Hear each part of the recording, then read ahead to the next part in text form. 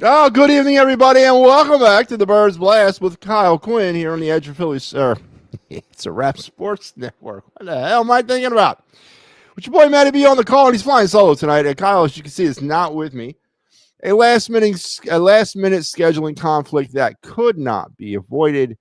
Um, so Kyle and I could not scramble to find a replacement for him because not only are you at the on the Birds Blast with Kyle Quinn and me, more specifically with Matty B, but you're also at the beginning of a epic broadcast day here on the It's a Rap Sports Network, the first of 6 shows that we will be presenting to you over the course of the next 7-8 hours.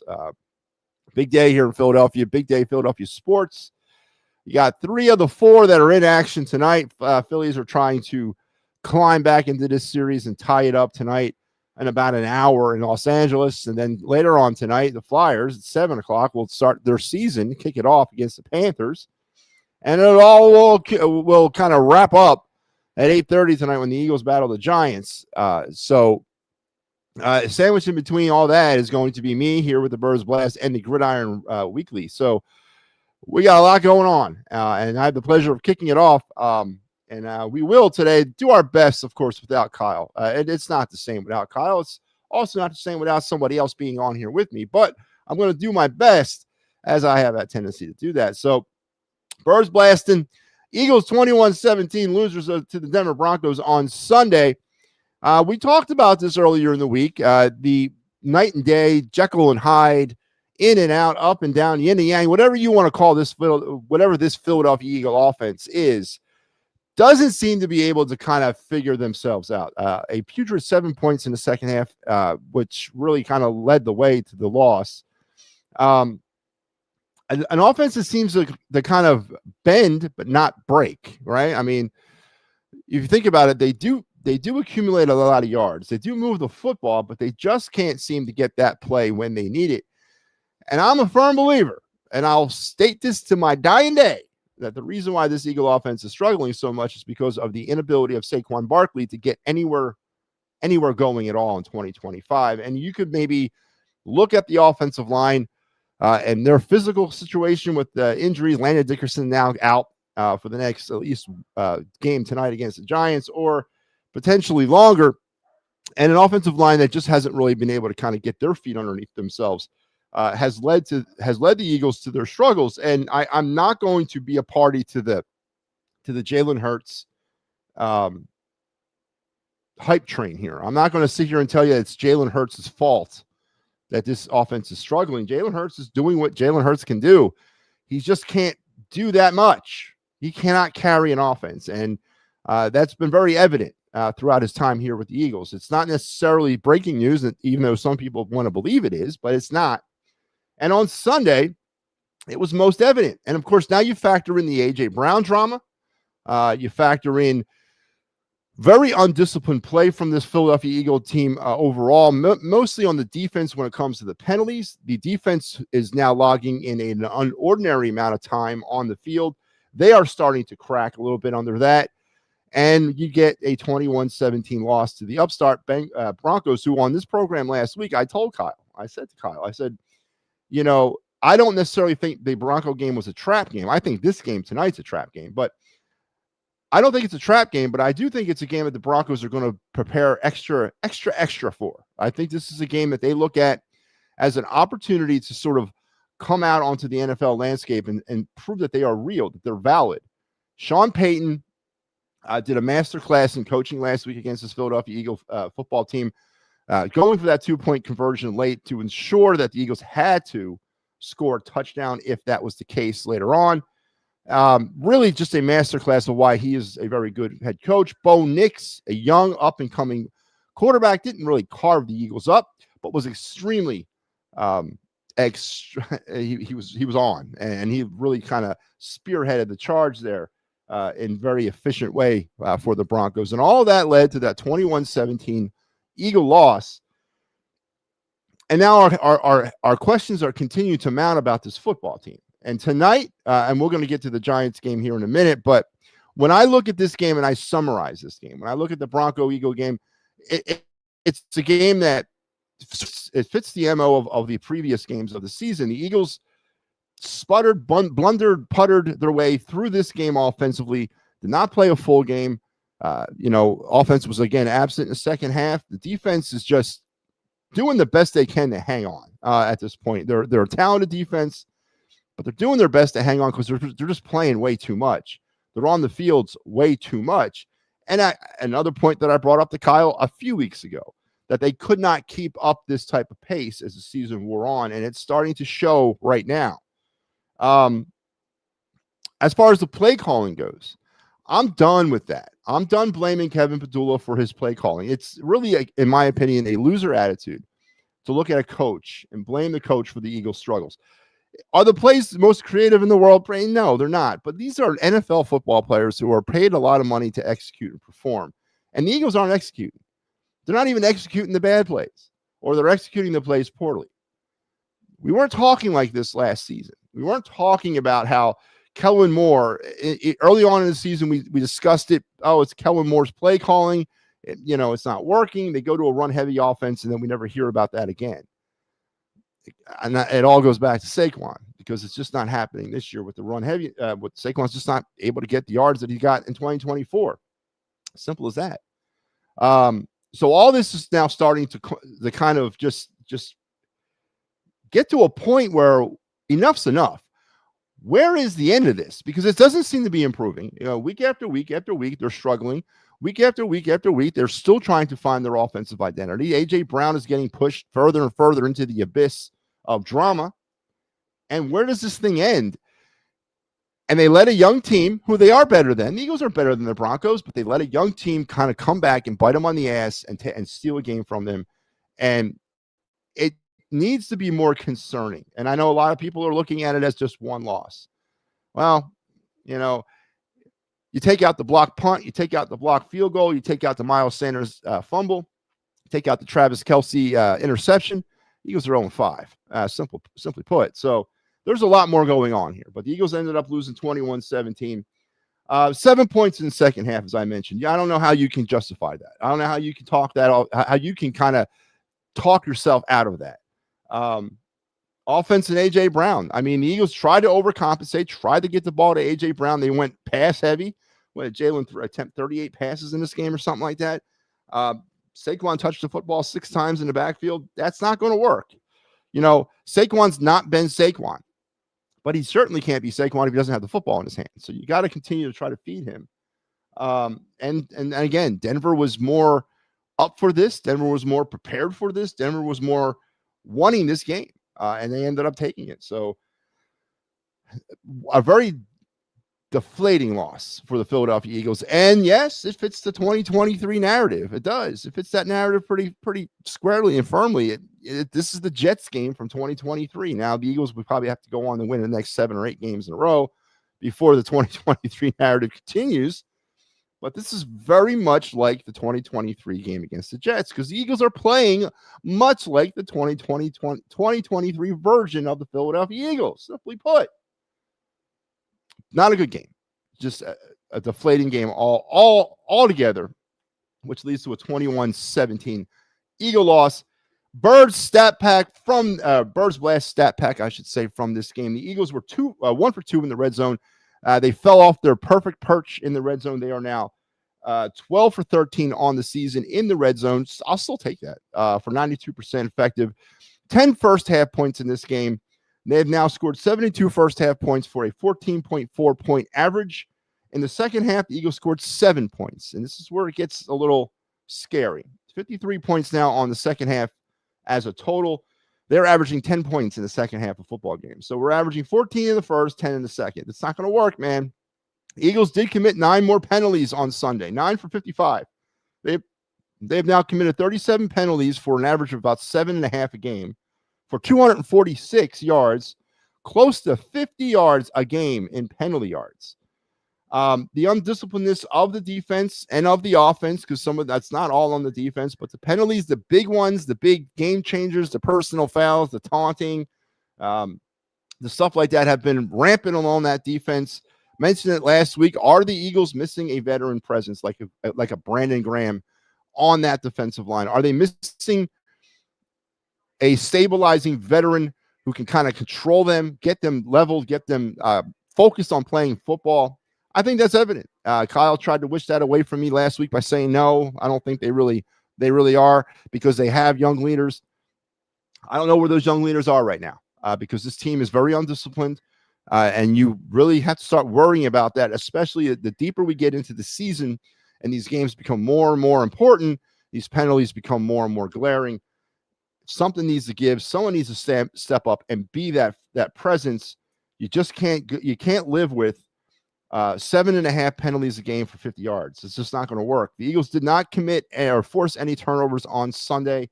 They have now still have the 5 turnovers on the season, averaging 1 a game. They also did not commit any more turnovers on Sunday, still with the 1 turnover for the season. Jalen Hurts was sacked 6 times for 23 yards, the most he's been sacked in a minute as an Eagle. Eagles offensive line / Jalen Hurts, because I'm not going to put them all on the offensive line, have now surrendered 15 sacks in 2025. They're averaging 3 sacks a game. So Jalen Hurts is getting sacked on average 3 times a game for 54 yards on the season. So 3 sacks for 11 yards a game. Now, that's not necessarily a bad number. 11 yards are averaging in sack yards a game. I'm not really concerned about that. It's the times, of course, it's those 15 sacks that Jalen Hurts has been hit. You definitely don't want to see your quarterback start to kind of amass those hits when it comes to the sacks. They got to Bo Nix twice for 14 yards on Sunday, 7 sacks for the defense on the season, less than a sack and a half a game for 45 yards for 9 per game. The defense, they also were 0. They did not go for the go for 4th down at all. 5 for 7 still in the season for 71.4. All that led to an extremely depressing, deflating, boring 21-17 loss at the hands of the Denver Broncos. Steve, how you doing? And the questions continue. What next? What now? Well, they don't have much time to lament because we got to turn that page. You got to get to the Giants. But before we do, just remind everybody that me and Kyle both had the Eagles in this game to win. So me and Kyle both missed on that one. We are now both 2-3 on the season and picking these games. I had A.J. Brown as my MVP. Kyle had Devontae Smith as his MVP of the game.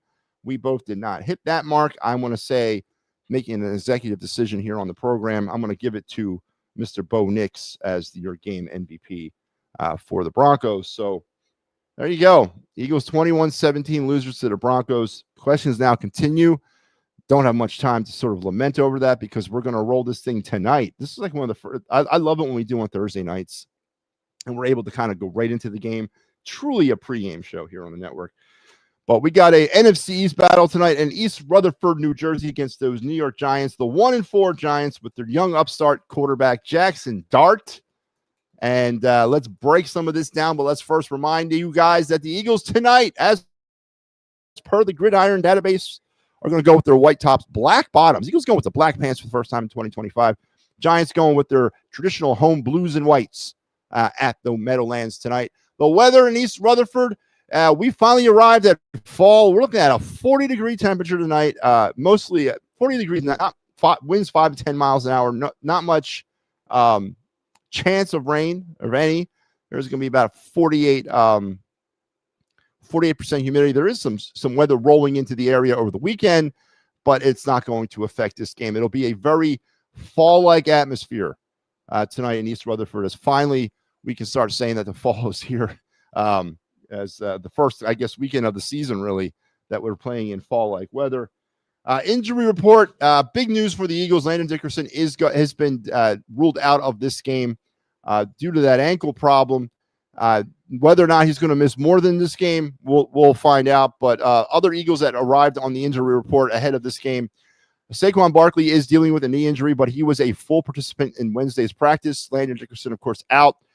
Grant Calcaterra, the 6th-round draft pick tight end, who's been actually playing pretty well this year, is also going to be ruled out with an oblique problem. Jihad Campbell has a bicep injury, but he was a full participant.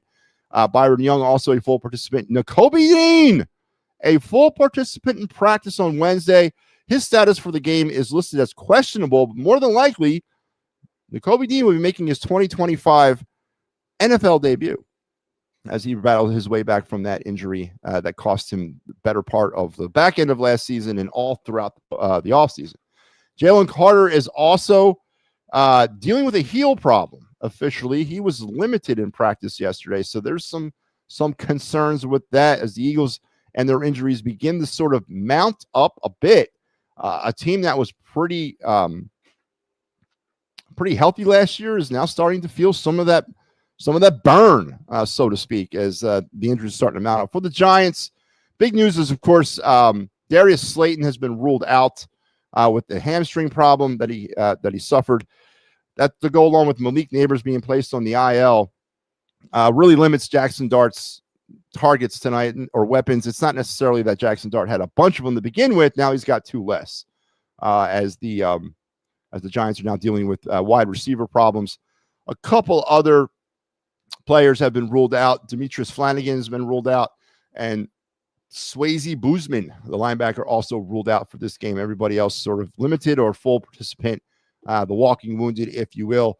Now, talking about the Eagles injury report, obviously the big news is Landon Dickerson is going to miss some time. How much time that's going to be, we don't know. Cal Kuchera is going to be out. As a backup tight end, and I'm not saying I'm the biggest Cal Kuchera guy, but he's performed well in his role. So the Eagles are going to have to kind of figure out how they're going to do that with Dallas Goedert and maybe mix in some more stuff across the middle with John Dotson. I don't know how they kind of work that in, but Nakobe Dean being activated for this game, how much does he play? How much of an impact is he going to have? I know he's going to probably see some time on special teams, but how much time does he actually see in the defensive alignment to an Eagles pass rush that has been struggling? They've only amassed 7 sacks throughout 5 games, so that's not good. So welcome news, though, for the Eagle defense to have Nakobe Dean back in, because when Nakobe Dean is on the field, I got to give him the credit that he's due. He's a game changer. The problem is Nakobe Dean, he can't stay on the damn field. So, but he'll be back tonight. And, of course, the big news in New York is that Slayton's going to be out. And, of course, Neighbors also ruled out with the ACL problem. So Jackson Dart heads into this game with limited numbers, limited wide receivers, limited targets, limited options, limited weapons. And it's the Giants. Star Wars says, go Birds tonight. Yeah, and Star Wars, of course, this is the beginning of a banner day here on the network, a beginning of a banner sports day in Philadelphia. 3 out of the 4 teams are going to be in action tonight, and we got you covered for all 3 of them. We got me here at 5 o'clock. That's 7 o'clock tonight, or I should say at 8 o'clock. We're going to do the Gridiron Weekly, and then we go right into our post-game coverage. Phillies and the Dodgers fighting's final tonight. Big Al will have you for Game 4. Then at 10 o'clock ish, the Flyers and Panthers and the Clear the Ice returns tonight as the Flyers kick off their season against the Panthers. I got you on that one. And then a little bit later on tonight, Mike Laro and the Birds fly by recapping this Eagles game. So are we going to go 3 for 3 tonight? Are we 3 wins, 3 up, 3 wins? I hope the Eagles, I hope the Phillies win. So let's talk a little bit about more of the Giants. Let's talk matchups here. My key matchups in this game are very basic. And to summarize this game for me, it's a big game. It's a huge game. It's a conference game. It's a divisional game. It's a game that the Eagles need to win. They need to continue to win in the NFC. They need also to continue to win within their division. It's also a game on paper that the Giants have no business winning. Absolutely none. Not a damn thing. And I know the win is a win has resurfaced in 2025 to an epic proportion. I know we're talking about that stuff every week by it wasn't the cleanest win, but it was a win. I hate that phrase. I can't stand it. And tonight, if we're saying at the end of this football game, if we're saying as a collective fan base with an Eagles win tonight, that a win is a win, then there's some serious problems with this team, because there is no way that they should not go out there and dominate the New York Giants. There's nothing that I can look at. The Giants got a formidable front four defensively, but that's it. That's absolutely it. The Giants can't really attack you much elsewhere. I'm a big Cam Scatterboo fan. He might have a big night. Eagles run defense has not been good. Expect to see a large dose of him for the Giants. Jackson Dart, of course, is the big unknown. No film, no tendencies, not much on him. It's going to be kind of learn as you go with dealing with Dart. He'll probably make some plays with his feet, maybe a few with his arm. But there's still no way you can convince me that the Giants win this football game. It needs to be a style point win tonight. The Eagles need to go out and decimate the New York Giants. They have no other choice but to do that. If they don't, if they come out of this with a 21-20 win or a 10-9 win or something where we're saying a win is a win is a win, there's some massive problems with this football team that cannot be ignored. That have to be addressed either through acknowledgement of the fan base or some changes with the team, one or the other. They got to go out and decimate the Giants. And nothing says that they shouldn't or that they won't, but they got to go do it. So let's look at some of the key matchups. Jackson Dart against the entire Eagles defense, to include Vic Fangio, will probably be the biggest story of the night, especially on the Giants offense. Because other than Dart and Scatterboo, the Giants are pretty limited to what they're going to throw at the Eagles. So expect to see a lot of them guys. Now, what do they do with Jackson Dart? It is going to be a lot of learn as you go. Not much film, not much knowledge of tendencies. First time the Eagles will see him. I think Jackson Dart's a good young player. They had their kind of problems against the Saints last week as they blew that game. But he's going to be, he's mobile. He can move. The Giants will probably move him around. The Giants will probably get him out in space, try to make something happen, try to make up for the lack of weapons. The Eagles got to be aggressive on their defense, but they got to be controlled aggressive. They cannot commit penalties. We got to get away from the penalties, and we got to start forcing turnovers. Eagles did not force any turnovers against the Broncos. It's the first game probably since week 8 of last year. Week 8, folks, of last season, where the Eagle defense did not force a turnover. They forced turnovers in every game from week 9 up through last week, to include the playoffs. And most of those were wins. As a matter of fact, I think all but the one from last week was a win. It's a simple formula of success there. Teams that turn the football over, that's not good. And the Eagles have been very opportunistic when it comes to turnovers. They did not force any turnovers last week against the Broncos. And I think that was key in why the Broncos won. Eagles must force turnovers tonight and continue also to hold on to the ball themselves. So Jackson Dart versus the entire Eagles defense, coaching staff, players, everybody, is my number 3 key matchup on this game. My number 2 key matchup is A.J. Brown versus Jalen Hurts. This has got to end. It's got to end before A.J. Brown starts doing push-up or sit-ups in some driveway somewhere. It's got to end before we get to that point. And I don't know the end. Is the end state with A.J. Brown trading him? Can you live with him? He's not getting the ball enough. I'll give you that. They're not getting the ball out to him enough. There were some questions last week about giving up on routes. There were some character issues last week. They were accusing him of not, essentially walking or talking the talk or walking the walk type thing. We got the plain and simple. Jalen Hurts has got to get the ball out to A.J. Brown as much as he possibly can. You can't overcompensate because the Giants are going to be looking for that, but you got to factor him into the offense somehow. You got to give him what he wants. And it's just unfortunate that you're in this type of situation, because if you don't, regardless if you win or not, he is going to bitch. Regardless if you win or not, he is going to be a distraction. And we, again, have very short memories in this town. When things began to unravel towards the back end of the 23 season, A.J. Brown became a very, very noticeable distraction on this team. The whistleblower talking about some dissension in the ranks within the locker room, all that stuff was kind of centered at A.J. Brown. This is nothing new. And we go through this every year. I'm not saying you should accept that. And that's the biggest thing. I don't think we should accept that. Trade deadline is approaching. If A.J. Brown becomes unlivable, make a move. Recomp some of the draft capital that you've given up in trades so far this season. Make a move. Move him. I think you have enough wide receiver talent on this team to be successful. And if you can't live with them, he's going to cause more problems for this team internally. So get rid of him. But the dynamic between A.J. Brown and Jalen Hurts, whether you want to come out on the side where they got to be best friends in order for this to work, or if you come out on the side that doesn't really matter if they're friends, just as long as they can coexist with each other on the field, whatever side of that coin you come out on, they need to figure out how to be successful together on the field. I don't really care what they do off the field, honestly, but they got to find out how to be more successful on the field. And how is that relationship going to be week after week after week if A.J. Brown continues to feel like he's not part of the offense? And who's he going to go after? It's going to be Jalen. Whether it's in front of the camera or behind the camera, it's going to be Jalen Hurts. So Jalen Hurts versus A.J. Brown is a huge key matchup for me to be watching out for tonight. And then my number one key matchup in this game, Eagles versus the friggin' Eagles. Again, as I said, there's nothing that says to me that the Giants should stand a chance in this game. I don't know if it's more of a point of if the Eagles beat the Giants tonight or if the Eagles beat the Eagles. And I think that that's going to be the number one story for me is how the Eagles battle themselves in this game and what they're able to do to try to mitigate some of the problems that have crept up throughout this season. You got to get Saquon the football. You got to get turnovers, and you got to keep the penalties down. If they do all those three things, they'll be fine. But they're battling themselves for whatever reason with the penalties.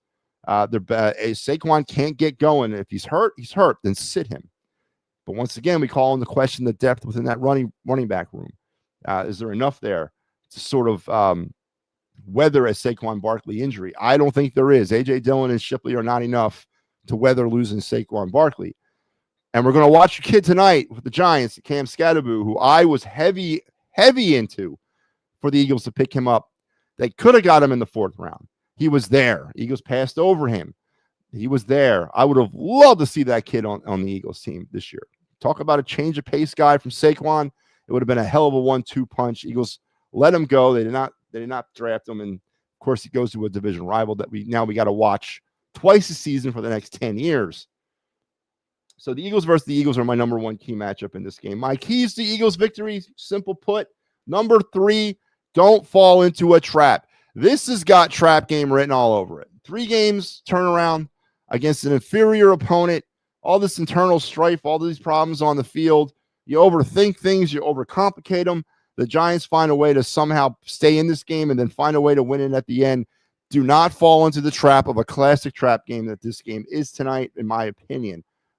They got to stay out of the trap.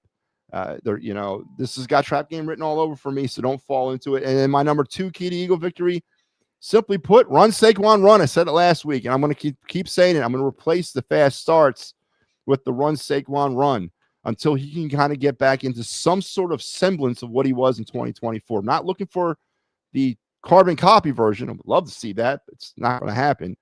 But he's got to get into some sort of semblance of what he is. And my number 1 key to Eagle victory, need to dominate. Style points count in this one. Style points count. They got to go out and win this game by double digits. And it has to be a game where it was never in question. It has to be for the sanity of the Eagles, the sanity of the Eagle fan base. It has to be a dominating performance. It can't be a win is a win game against the Giants. They got to get this thing right, at least for 1 week against an inferior opponent. They got to go out there and they got to battle and they got to dominate. There's no simple word other than dominate. They have to, in order for this game to sort of tramp down all this stuff that's going on with this team internally. It really has to happen. So there you have it. Those are my keys to victory, my key matchups. One last little bit of information before we go into the picks, predictions, and game MVP, which I have Kyle's. The Eagles did not score any opening drive touchdowns last week, and they also did not score any first quarter touchdowns. 3 opening drive touchdowns on the season and 5 first quarter touchdowns. Jalen Hurts, and I'm going to bring this up because I tracked this last year, and until he proves otherwise, I'm going to track it this year. Jalen Hurts has attempted 139 passes in 2025. He's completed 93 of them. He's only completed, of 139 attempts, he's only completed 12 passes across the middle of the field. And out of that percentage, it's 11.5 out of the total number of passes attempted. That is 11.5% of his passes have been completed to the middle of the field.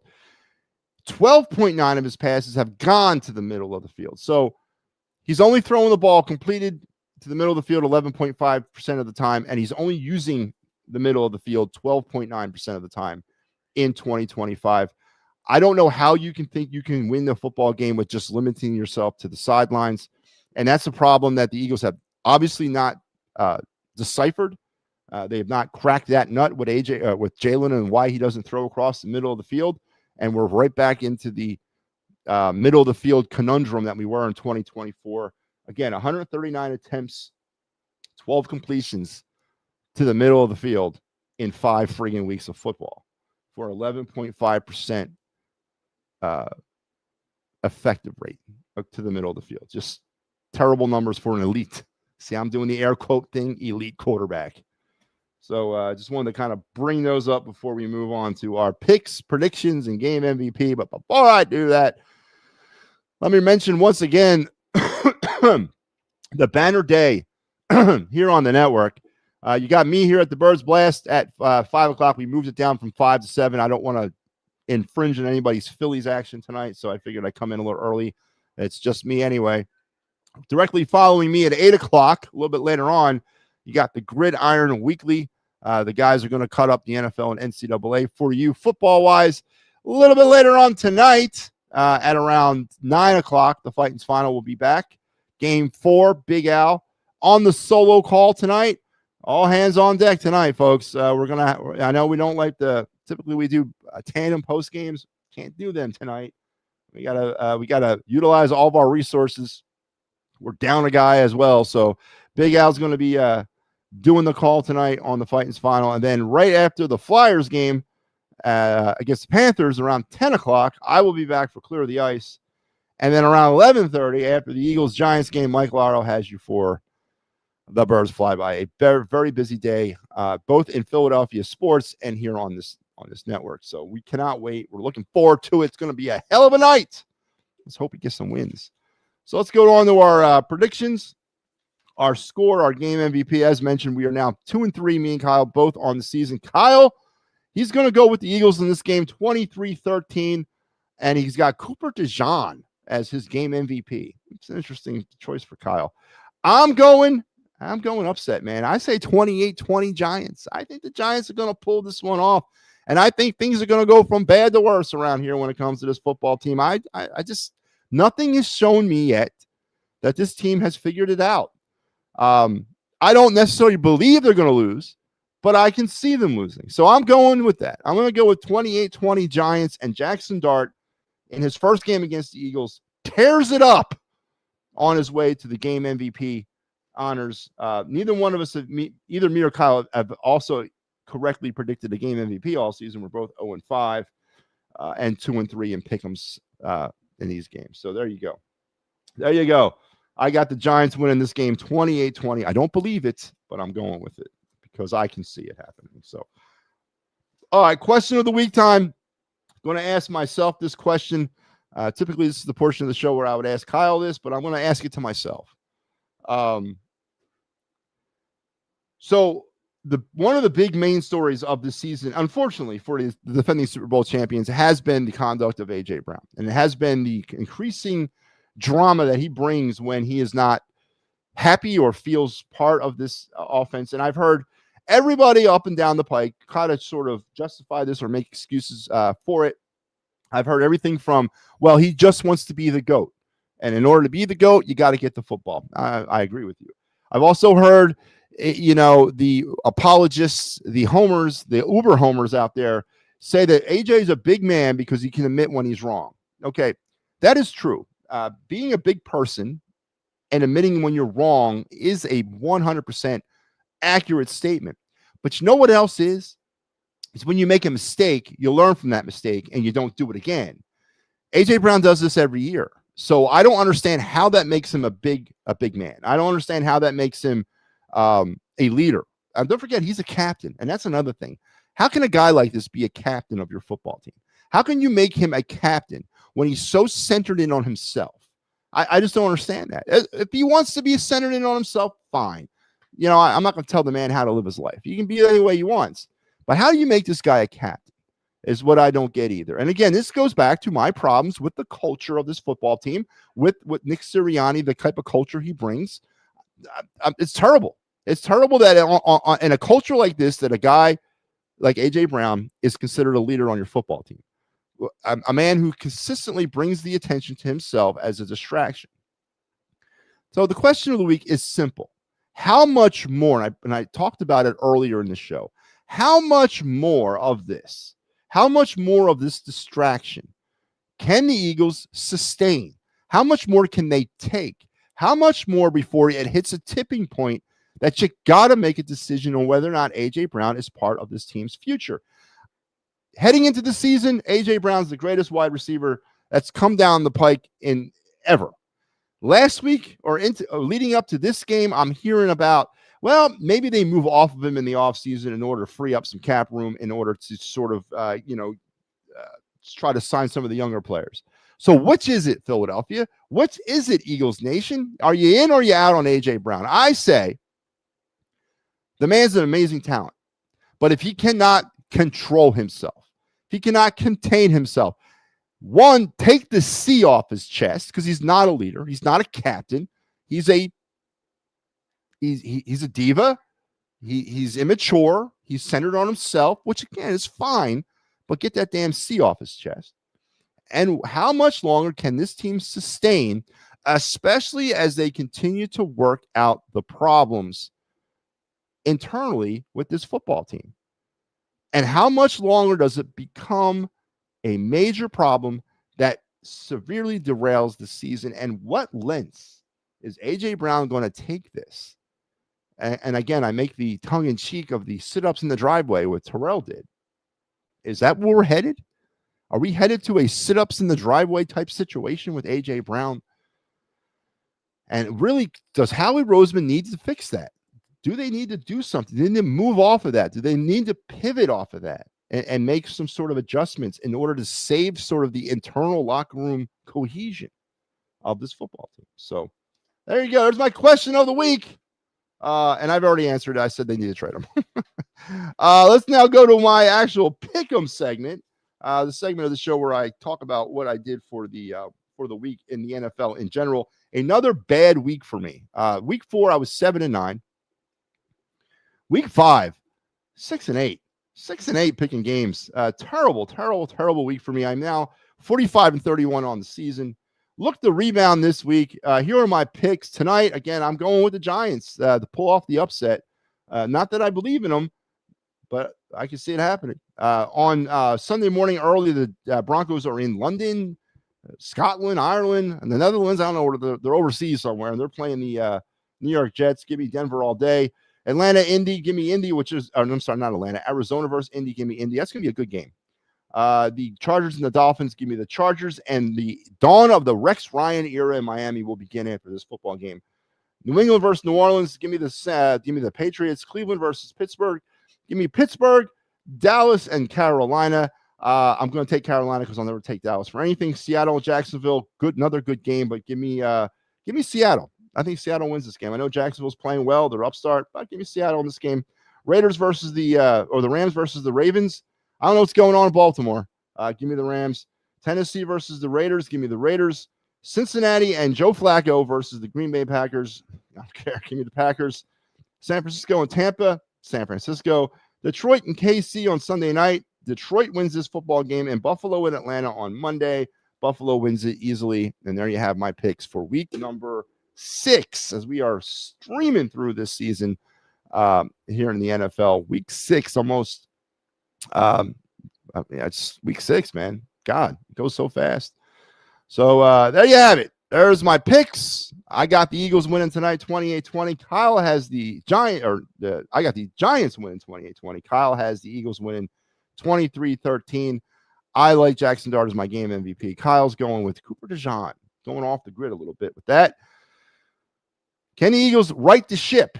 And does it need to be a 50-0 demolishation of the New York Giants? Or are we going to be satisfied with a win is a win over the stinking Giants? Time will tell. It's going to wrap me up, folks. Again, Kyle Quinn not in studio today. We'll be back next week as he will be returning from his sojourn wherever he went. Again, we tried to sort of alleviate this, but we couldn't get a time to sort of sync up, and there was nobody to jump on with me because, well, we're pretty busy today here on the network. So you had me on the call today on the Birds Blast. I think I did okay. I think I did really good. So we will talk next week on the Birds Blast with Kyle Quinn as we will look back at this game and also look ahead at the Minnesota Vikings for week 7. Until then, you guys have a great rest of your night. Stay with us here on the It's a Wrap Sports Network. We're just getting started tonight, folks. It's going to be a long night. It's going to be a fun night as we got the Eagles, Flyers, and Phillies all in action. Phillies starting here in about 20 minutes. So let's hope we're talking about Game 5 on Saturday. So you guys take care. We'll see you later.